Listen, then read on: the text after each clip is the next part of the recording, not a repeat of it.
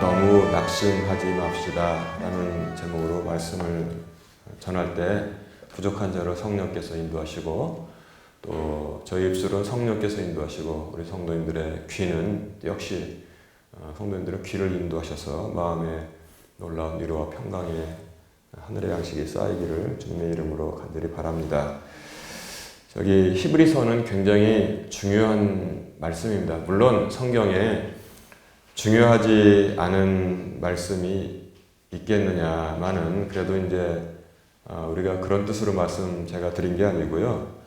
그 구약에서는 구약의 정신을 잘 이해할 수 있는 것이 신명기이고 또 이 신약에서는 사복음서, 마태, 마가, 누가, 요한복음은 예수님께서 직접 이 땅에서 공생애를 하실 때 제자들이 같이 쫓아다니면서 이 기록을 한 것이기 때문에 굉장히 또 의미가 있고요. 그 다음에 그 아주 구약의 신명기처럼 이 말씀을 통해서 구원과 믿음과 구원에 대해서 잘 정리한 것은 두 가지가 있습니다. 로마서가 있고요. 그 다음에 히브리서가 있다고 제가 말씀드렸잖아요. 그 로마서는 누구를 위한 것이냐면 바로 저 같은 한국 사람, 또 저 어떤 미국 사람, 저 어떤 스페인 사람, 아프리카 사람을 위한 말씀입니다. 왜냐하면 이방인이잖아요. 우리는 그 이스라엘의 그 눈으로 본다면 우리는 다 외국인들입니다. 그렇기 때문에 우리 이방인들을 위한 그 구원의 길에 관해서는 로마서가 잘 정리를 해 주었고요. 그러면은 제가 여기 오늘 이거 가지고 왔는데 이거 이제 그때마다 뭐 이렇게 뭐 이거 들고 하지 않아도 되게 너무 작고 선생님도 안 보일 것 같은데 근데 우리나라가 아직도 조금 여기서는 덜 발전한 게 그 성경 공부를 하는데 꼭 필요한 지도가 우리말로 된 거는 굉장히 엉성해요. 그리고 이제 이걸 출력을 하려고 했더니 확대를 해야 되잖아요. 그러니까 이게 다 깨지는 거예요. 그래서 이런 데가 막 이렇게 이 픽셀이 다 보이는데 그래서 가급적 우리말로 된 거 지도를 하려고 했는데 이게 지도가 다 깨지니 어떻게 할 수가 없었습니다. 그래서 수시 영어로 되어 있는 그 지도를 갖다 놨는데 그래서 제가 이제 차근차근 여기 위에다가 이렇게 붙이려고 해요. 우리말로. 그 작업을 해서 오히려 깨끗한 지도를 갖는 게 낫겠다 그 생각을 했는데 이거는 이제 잠깐 이 지도 얘기한 거고요. 여기가 이스라엘이거든요. 여기가 전부 지중해고요. 이것까지 나오게 해달라고 그랬어요. 여기가 스페인이고 여기 프랑스고 이게 이탈리아고요. 그리스고. 그래서 지금하고도 이렇게 관계가 잘 되게끔 이걸 다 넣어달라고 했습니다. 그리스고 여기가 그 터키, 여기가 터키고 그 다음에 바로 여기가 이집트고요. 여기가 큰 이집트. 그 다음에 여기가 사우디아라비아고 여기가 이스라엘입니다.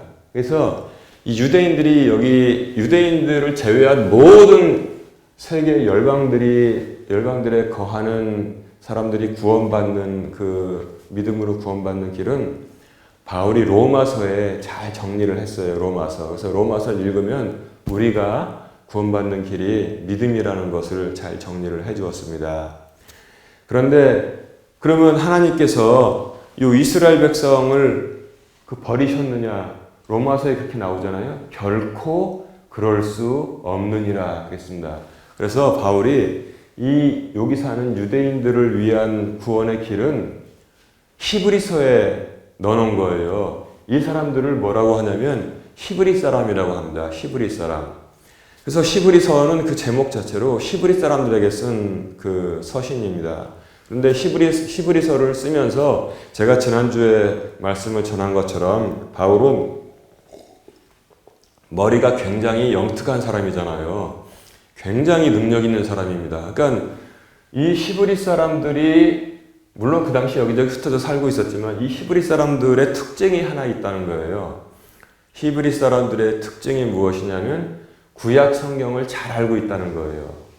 그래서 히브리서는 구약 성경을 그 근거, 그러니까 미천으로 삼아서 복음의 길, 그 구원의 길을 밝히고 있습니다. 그래서 제일 그가 강조한 게 뭐냐면 구약 성경에 있는 제사장 제도가 구약 때하고 지금은 바뀌었다는 것을 알려주는 거예요. 그런데 이 히브리 사람들은 좀 이 완고한 마음이 딱딱한 게 있어서 그걸 고집을 하는 거예요. 고집을. 그래서 바울이 여기를 다니면서 여기다 소아시아 7교회 세우고 그 다음에 그리스까지 넘어가고 여기에 고린도 교회가 있고 로마에까지 가서 복음을 전했는데도 불구하고 그 다음에 여기서 쫓아오는 사람들이 있었어요. 참 답답한데 여기서 쫓아나와가지고 바울이 교회를 세우고 복음을 전한 데마다 쫓아가서 사람들을 다시 돌아오게 하는 거예요. 할례 받아야 된다. 율법 저기 해야 된다. 그러니까 다시 사람들이 그래야 되나 하고 제가 그때 말씀드렸죠. 유턴을 하는 사람들이에요. 유턴을 하는 사람들. 그래서 참 바울이 나 얼마나 답답했는지를 지금 입장을 바꿔놓고 보면 생각이 이해가 됩니다. 여기 가서 교회 세우고 오직 복음 오직 예수님만으로 믿음으로 구원받습니다. 그래서 아멘 하고 세워놓으면은 또 단대로 가잖아요. 그럼 또 유태인들이 쫓아와가지고 복음만으로는 안 됩니다.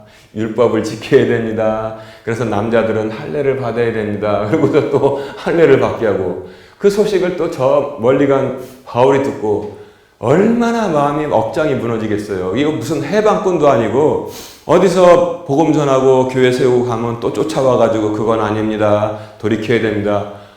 그러니까 어지간한 사람들은 아마 지쳐가지고 쓰러졌을 수도 있어요. 근데 아주 그렇게 그런 과거의 구약의 율법의 얘기를 하고 다니니까 바울이 이제 참 답답해서 히브리서를 쓴 겁니다. 그래서 제사장 제도가 옛날에는 모세의 형이잖아요. 레위인입니다. 레위인을 하나님께서 택하셔서 거기서 아론의 후손을 제사장으로 삼았는데 제사장은 제사를 지내는 장이란 말이에요. 제사를 지내면서 백성들이 죄를 지으면은 와서 그 예물을 그러니까 이제 소도 끌고 오고 모두 양도 가져오고 염소도 가져오고 그걸 잡아서 하나님께 대신 이거를 죽였습니다. 이 사람이 죽을 죄인데 이 제물이 죽었습니다. 하나님 용서해 주세요. 너희 죄를 사노라. 그래서 이렇게 제사장이 된 겁니다. 만약에 예수님께서 그것을 깨지 않으셨으면 우리도 지금 소 여럿 잡았을 거예요. 매년마다. 근데 하나님께서 그거를 이제 바꾸신 거예요. 이 이스라엘 사람들에게는 그거를 주셨는데 자, 이스라엘 사람들아, 히브리 사람들아, 이제 그것이 바뀌었다. 어떻게 바뀌었냐면은 예수님이 계시는데 하나님과 근본 본체신데 하나님께서 직접 이 땅에 내려오셔서 자기 자신을 희생양으로 드리고 이게 중요합니다, 여러분. 한 번으로 영원한 제사를 십자가에서 드리심으로 말미암아 죽으심으로 우리의 죄를 사해 주셨다 그랬습니다. 여러분 이걸 꼭 기억하십시오. 이 말씀을 기억하면은 마음에 평안이 오는 이유가 뭐냐면 가끔 가다가 나는 이제 이런 목사님들 중에서 생각이 다른 분들이 계신데 자꾸 교인들을 겁을 주는 사람들이 있어요. 구원을 잃어버릴 수 있다는 거예요. 죄를 지으면 우리가 한번 죄를 지었잖아요. 근데 죄인으로 살다가 주님을 통해서 구원받았지 않습니까? 근데 구원받아서 용서받아서 천국 백성으로 살다가 이 땅에 살다 보면 죄를 안 지을 수가 없잖아요. 어떻게 죄를 안 짓고 삽니까? 안 짓길 바라는데 그런 사람이 하나도 없다고요. 죄를 지으면은 어떻게 말하냐면 이제 또 죄인이 되었으니까 구원을 잃어버렸다는 거예요. 그러면 그렇게 말하는 사람은 죄를 한 번도 안 짓고 마음속으로도 자기는 구원을 유지하고 남들은 다 죄인. 그러니까 뭐냐면 자꾸 회개해야 되고 물론 회개를 해야 됩니다만 겁을 주는 겁니다. 여러분 그런데 뭐냐면 그러면 예수님께서 우리를 또 위해서 십자가에 또 달리셔야 되잖아요. 그런 일은 없어요. 성경은 그래서 우리가 성경을 잘 이해하면 굉장히 유익합니다. 한 번으로 여기 보세요. 한 번으로 영원한 제사를 다 마쳤다는 거예요. 그래서 우리는 이미 구원받았기 때문에 이제는 우리가 구원을 잃어버릴까봐 전전긍긍하지 않아도 된다. 이렇게 성경은 우리에게 알려주고 있습니다. 그리고 예수님은 누구의 자손입니까? 성경에 보면은 다윗의 자손이라고 그러잖아요. 다윗의 자손. 아론의 계통을 따른 게 아니라 멜기세덱, 그야말로 그 근본도 알 수 없는 아브라함이 조카 롯의 그 포로로 잡아간 저기들을 다 전투해서 끌고 와서 다 이제 다시 되찾아가지고 올 때 멜기세덱이란 제사장이 근거도 없는데 나와가지고 아브라함을 축복하니까 아브라함이 11조를 드렸지 않습니까? 근데 예수님은 바로 그 인간 신비한 그 멜기세덱의 그 계통을 따라서 아론의 계통이 아니에요. 멜기세덱의 계통을 따라서 그리고 다윗의 자손이요 그러잖아요. 다윗은 무슨 족입니까? 유다입니다. 유다. 레위가 아니라 유다의 자손에 속한 몸으로는 육신으로는 예수님을 통해서 예수님이 단 한 번의 제사를 지냄으로써 우리가 이제 완전하게 구원받은 거예요. 그거를 선포하는 것이 진짜 복음이 되는 겁니다. 우리는 기뻐요. 이 김 목사도 죄를 짓고 또 잘못했다가 회개하고 또 죄를 짓고 회개하고 그래도 이 김 목사는 구원을 잃어버리지 않는 것입니다. 여러분들도 마찬가지입니다. 그래서 여러분 두려움에 살 필요가 없다는 거예요. 두려움에 살 필요가 없다. 그러나 그럼에도 불구하고 우리가 하나님께 죄를 지었을 때 우리가 가다가 저기 아까 말씀드렸잖아요. 신호등 안 되는데도 차가 오니까 휙 해가지고 유턴해가지고 오면 여기 있는 카메라에 찍히잖아요. 그러면 벌금이 날라와요. 그런 죄가 아니라 그런 것도 잘 지키면 좋지만 우리가 하나님께 죄를 지었을 때 하나님께서 우리를 징계하신다는 것이 그럼에도 불구하고 징계한다는 것이 오늘 본문의 말씀이기 때문에 제가 그것을 둘을 연결해서 제가 오늘 간단하게 이것을 요약하고 말씀드리는 것입니다. 우리는 한 번으로 이제 변화된 제사장 계통으로 인해 가지고 제사 제도로 인해서 한 번으로 영원히 구원받았는데 그러면 우리가 맘 놓고 죄를 지어도 됩니까? 그런 사람들이 있기 때문에 제가 이제 오늘 말씀을 드리는 거예요. 그래서 제가 히브리서의 핵심은 이 두 가지다. 제가 이제 그걸 지금 이제 생각을 한 겁니다. 자, 우리는 징계를 받습니다. 왜 징계를 받냐면은 이유가 있어요. 이유가 악하기 때문에 징계받는 게 아니고요. 6절에 보니까 주께서 사랑하는 자를 친히 징계하시고 자신이 받아들이는 아들마다 채찍질 하시느니라 이렇게 얘기하고 있습니다. 여기서 제가 여러분들에게 오해를 하지 말 것을 제가 말씀드리는데 바울도 어쩔 수 없는 유대인이에요. 그래서 여기서 뭐라고 했냐면 주께서 사랑하는 자를 친히 징계하시고 여기까지는 좋은데 자신이 받아들이는 아들마다 채찍질 하시느니라 이렇게 돼 있어요. 그러면 우리는 뭐냐? 예를 들어서 제 집사람이나 권사님들은 아들이 아니잖아요. 딸이잖아요. 그쵸? 그럼 뭐냐? 이렇게 볼 수 있는데 그렇게 이해하시면 안 되고요. 자녀라고 이해하시는 것이 올바른 이해라고 저는 생각합니다. 자, 그러면 징계를 받는데 누가 징계를 받느냐? 조건이 있어요. 첫 번째는 사랑하는 자만 징계를 받습니다. 이게 중요해요. 우리가 살면서 우리는 하나님께 죄를 지었을 때 아무 일 없이 넘어가고 또 하나님께 범죄했는데 잘못했는데 아무 일 없이 넘어가고 그게 좋은 것 같죠? 근데 그건 뭐냐면 반증입니다. 그것은 무엇을 뜻하냐면 아버지께서 사랑하시는 자가 아닐 수 있다는 것을 지금 성경이 우리에게 전하고 있습니다. 저도 옛날에 그런 얘기들을 한 것 같아요. 친구들하고 내 친구들은 뭐 예를 들어서 학교 늦으면은 개구멍이라고 있잖아요. 이렇게 이제 담장 밑에 구멍을 뚫어놓은 데가 있습니다. 그럼 저기 정문으로 가서 다시 들어오려면 시간이 가니까 그 개구멍으로 가방 넣어놓고 이렇게 끼워서 들어오는 친구들이 있었는데 안 잡혀요. 안 잡힙니다. 여러 번 그렇게 하고 다니는데 예를 들어서 근데 뭐 권사님들도 그런 경험이 있을 텐데 이상하게 내가 한번 개구멍을 들어가서 학교 담장을 밑으로 해서 넘어가면 소사 아저씨가 딱 잡더라. 예를 든 겁니다. 그게 바로 하나님이 사랑하시는 자라는 거예요. 안 하던 짓을 하면 난인상에 꼭 걸려. 근데 딴 사람들은 그거 계속해도 안 걸려. 하나님께 걸리는 걸 말하는 거예요. 하나님께서 사랑하시는 자라는 우리가 이 생각을 해볼 수 있습니다. 첫 번째 조건은 징계를 받는 자의 조건은 뭐냐면 사랑하시기 때문에 징계합니다. 두 번째는 친히 징계하십니다. 남을 시켜가지고 징계하는 게 아니라 아버지께서 친히 징계하십니다. 무슨 뭐 망나니를 불러와서 대신 때리라고 하는 게 아니라 아버지께서 회초리를 따끔하게 대십니다.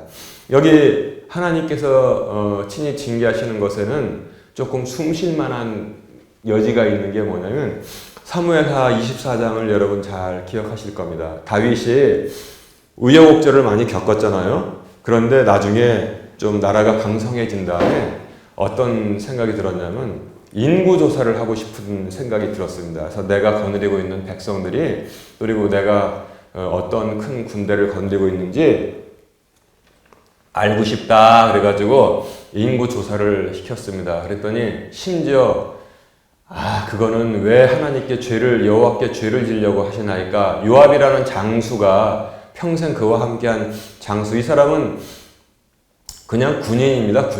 군인임에도 불구하고 믿음의 눈은 가지고 있었거든요. 왜 지으려고 합니까? 했더니 다윗이 계속 인구조사라고 재촉을 했어요. 그러니까 할 수 없이 요압이 다니면서 여기 다니면서 인구조사를 다 해서 인구를 세게 했는데 하나님께 그것이 죄가 된 거예요. 여러분 이 설교 들어본 기억이 있죠? 그랬더니 하나님께서 자, 내가 큰 죄를 지었는데 어떤 벌을 받겠느냐? 첫 번째는 기근이 3년 반 들고 할 거냐? 아니면 적들이 너를 추격하는 거를 네가 도망 다니겠느냐? 아니면 온 역병이 이 땅을 휩쓰는 게 좋겠느냐? 그랬더니 다윗이 거기서 정신을 차리고 의미 있는 말을 해요. 내가 기근으로 하면은 백성이 굶어 죽잖아요.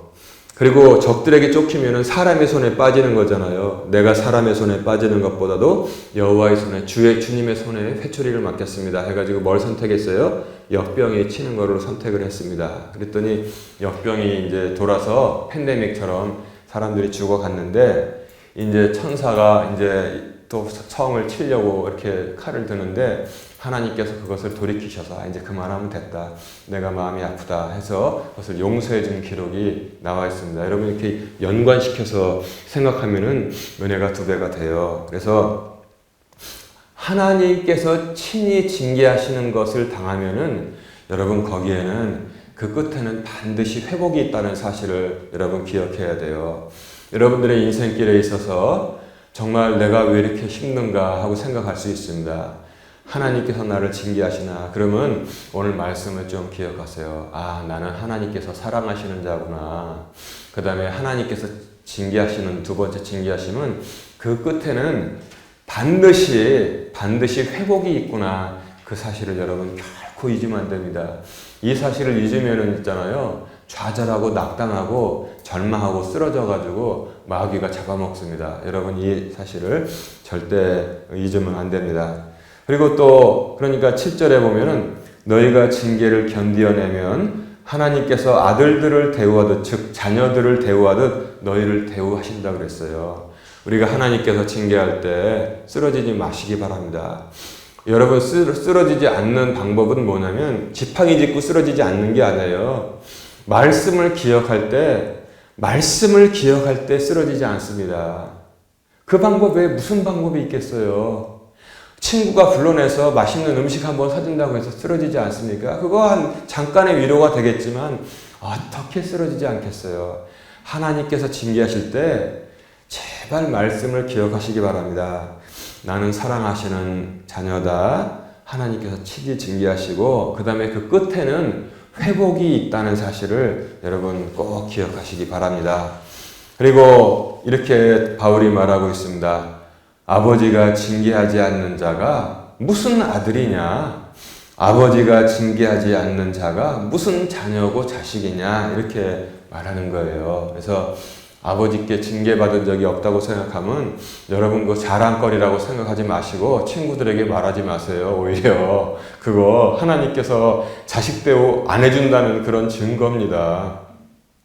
나는 나쁜 짓을 해도 걸린 적 한 번도 없고 하나님께서 나는 계속 무사히 넘어가 그러면 그거 자랑할 거 아니에요. 진짜 그거는 솔직히 말해서 골방에 들어가서 정말 두려워 떨어야 될 이유가 바로 그겁니다. 여러분, 저기 제가 옛날에 말씀드렸지만 여기 가면은 여기 안 보이네요. 저 위에 가면 덴마크라는 나라가 있어요. 덴마크에 가면은 키에르케고르라는 아주 유명한 이 철학자가 있습니다.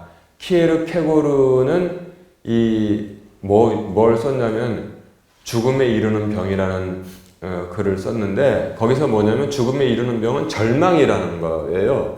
암이 아니라 사람을 죽게 만드는 것은 절망이라고 아주 정말 획기적인 그런 그 성경에 맞는 말을 썼습니다. 근데 키에르케고르가 평생 우울하게 살았는데 그 이유가 있어요. 그 이유가 그 아버지로부터 그걸 물려받은 거예요. 그 아버지로부터 무슨 사건이 있었냐면 아버지가 옛날에 저기 양치기를 젊었을 때 한 모양이에요. 양치기 그 별 해는 밤이란 알퐁소 도테의 저 소설도 있잖아요. 양치기가 저기 산에 올라가서 몇 개월 살면은 여기서 이제 한 3개월치, 6개월치 이 노새에다가 이제 그 생량을 필요한 걸 가지고 이제 이렇게 올라가서 양치기들에게 주고 그럼 양치기인 거 받아가지고 산 꼭대기에서 유럽에 보면 산이 이렇게 높잖아요. 그 위에 이렇게 푸른 초장이 있지 않습니까? 거기서 양을 돌보면서 또 몇 개월을 버티는 겁니다. 그래서 많은 사건이 일어나죠. 굶어 죽기도 하고 뭐 눈사태 일어나기도 하고 그런데 어느 날 그 키에르케고르의 아버지가 양치기로서 그 고산에서 양을 치고 있었는데 아마 눈길에 막혔는지 식량이 제대로 오지 않았나 봐요. 그러니까 너무 배고프고 힘들어서 하늘에다 대고 원망을 한 거예요. 하늘에다 대고 도대체 세상에 당신이 살아계시면 내 인생은 젊었을 때부터 왜 이렇게 척박하고 힘들고 당연히 받아먹어야 되는 그 누추한 빵마저 받아먹지 못하게 나를 들들 볶으시 나이까 이렇게 하나님께 원망을 한 거예요. 막 하늘에 대해서 외치면서 그리고 양치기 때려치고서 마을에 내려와가지고 장사를 했어요. 그 사업을 해서 근데 이상하게 돈을 많이 번 거예요. 돈을 엄청나게 벌었어요. 성공했습니다.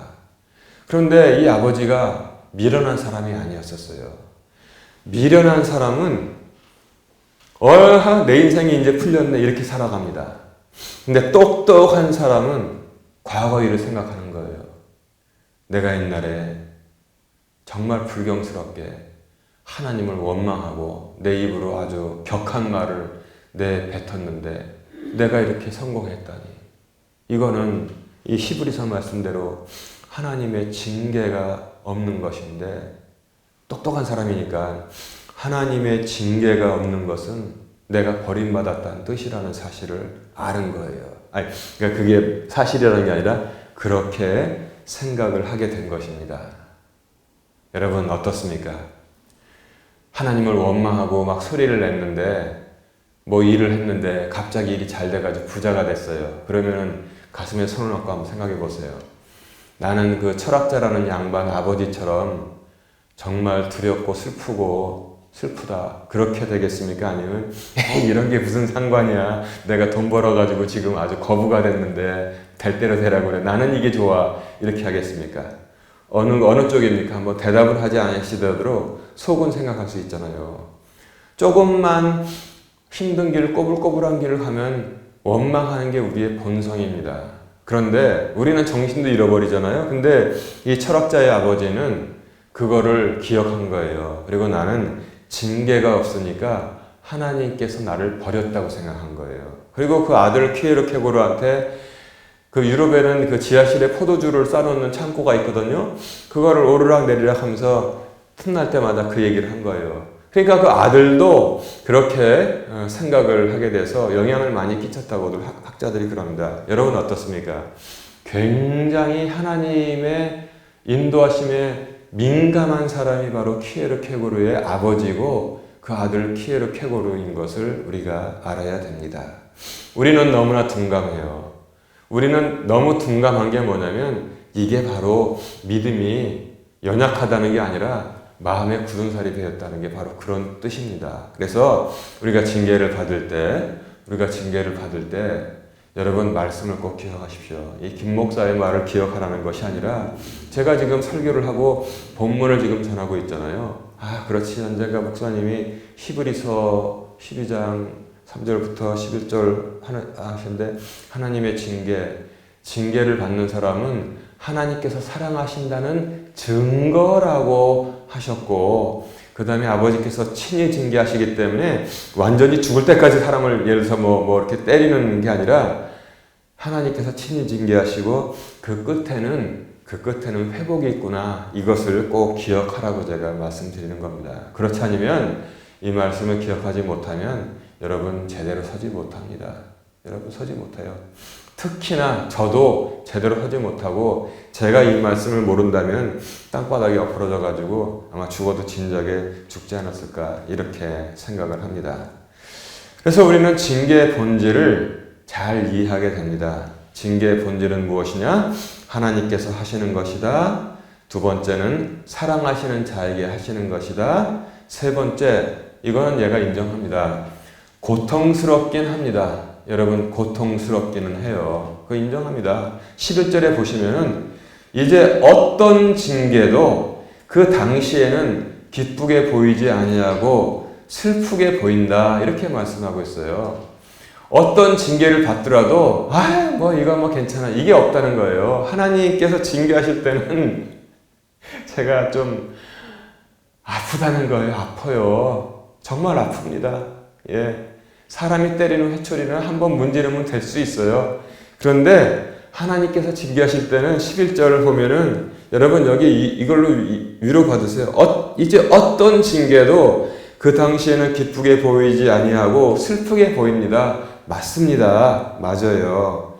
그러나 징계 열매는 있다는 거예요. 11절 그 하반 보면은 그럼에도 불구하고란 말 제가 말씀드렸죠. 가끔가다. 그럼에도 불구하고 나중에는 그것으로 말미암아 단련된 자들에게는 그것이 의와 화평의 열매를 맺느니라 이렇게 말씀했습니다. 하나님의 징계는 그 당시에는 참 아프고 슬프게 보이지만 그러나 그럼에도 불구하고 나중에는 그 징계로 말미암아 단련된 자들에게는 그것이 의의 열매, 화평의 열매를 맺도록 해주신다는 것입니다. 이 방법 외에는 우리가 의의 열매, 화평의 열매를 맺기가 힘듭니다. 이 모든 것이 우리가 징계 중에도 소망을 버릴 수 없는, 제가 버리지 말아야 하느니라는 표현을 제가 쓰지 않겠습니다.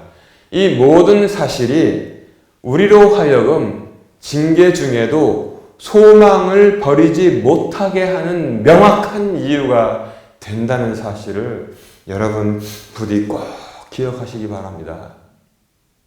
정말 긴 세월 가는 것 같죠? 그러나 이 땅에서의 세월은 그 자체가 길지 않고 짧습니다. 인생 70이고 강건함은 80이라고 했습니다. 70년, 80년 동안 징계만 하시지는 않습니다. 그래서 이 모든 것이 우리가 징계 중에도 소망을 버릴 수 없는 명백한 근거가 됩니다. 그리고 우리 육신의 아버지들도 우리 며칠 동안 자기 뜻대로 우리를 징계를 했는데 하물며 영들의 아버지이신 하나님께서 유익을 위해서, 이유가 있어. 우리의 유익을 위해서 우리가 자신의 거룩함에 참여하는 자가 되게 하시기 위해서 이렇게 하나님께서 징계를 합니다. 그래서 그 결론을 제가 내리겠습니다. 오늘 5절 말씀 하반에 보면 내 아들아 너는 주의 징계를 첫 번째는 멸시하지 말며 그분께 책망받을 때 제가 말씀드립니다. 낙심하지 말라 했습니다. 낙심하지 말라. 하나님의 징계를 받을 때 왜 나한테 이런 일만 주시고 이렇게 멸시하지 말고 두 번째 그분의 책망을 받을 때 겸손하게 엎드리세요. 그게 빨리 그나마 끝나는 하나님께서 단축시켜 주시는 그런 길입니다. 낙심하지 말라 그랬어요. 낙심 어떻게 씁니까? 한자로 떨어질 낙자에다가 떨어질 낙자, 그 다음에 마음 심자를 씁니다. 마음이 이렇게 흘러내린다는 거예요. 여러분 결코 낙심하지 마십시오. 낙심하면은 죽게 됩니다. 낙심하면은 죽게 됩니다. 제가 키에르케고르 말씀드렸잖아요. 키에르케고르의 유명한, 세계에서 제일 유명한 저서 무엇입니까? 죽음에 이르는 병. 죽음에 이르는 병. 뭐라고 그랬어요? 즉 낙심이라는 거예요. 절망은 낙심이라는 거예요. 절은 뭐예요? 끊을 절이잖아요. 그 다음에 소망을 끊었다는 건데 이게 낙심이라는 겁니다. 여러분 낙심하지 마세요. 무슨 일을 당하건 간에 이 말씀을, 오늘 설교를 기억하세요. 이거 곧 끝난다. 하나님께서 하신다. 그리고 낙심할 필요 없다. 끝에는 하나님께서 열매를 맺게 해주신다. 꼭 기억하시기 바랍니다. 그리고 또 우리가 사는 동안 하나님의 징계는 계속되긴 합니다. 다윗을 보세요. 다윗을 보면은 밧세바 사건 때문에 징계를 받았잖아요. 한번 되게 징계를 받고 그 징계가 끝난 줄 알았죠? 아닙니다. 또 다윗이 하나님께 대해서 죄를 지었을 때, 인구조사를 했을 때 또한 역시 하나님께로부터 징계를 받았습니다.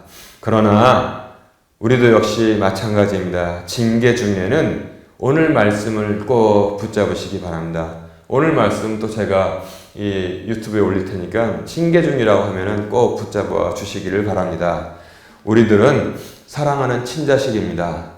우리들은 우리의 유익을 위해서 하나님께서 징계하십니다. 그러나 우리는 결코 낙심하지 않습니다. 그리고 결론은 무엇이냐면 결코 완전히 쓰러질 때까지 회초리를 때리시지는 않습니다. 않습니다.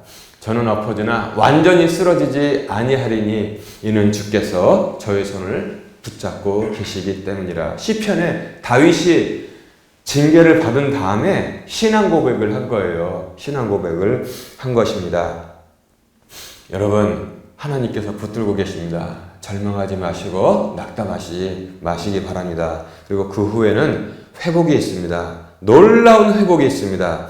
오직 모든 과정에 말씀을 알고 아버지를 신뢰하고 마음에서 낙심을 몰아내시기 바랍니다. 이것만 하시면 됩니다.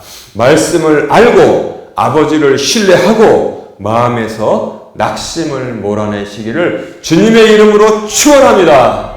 아멘.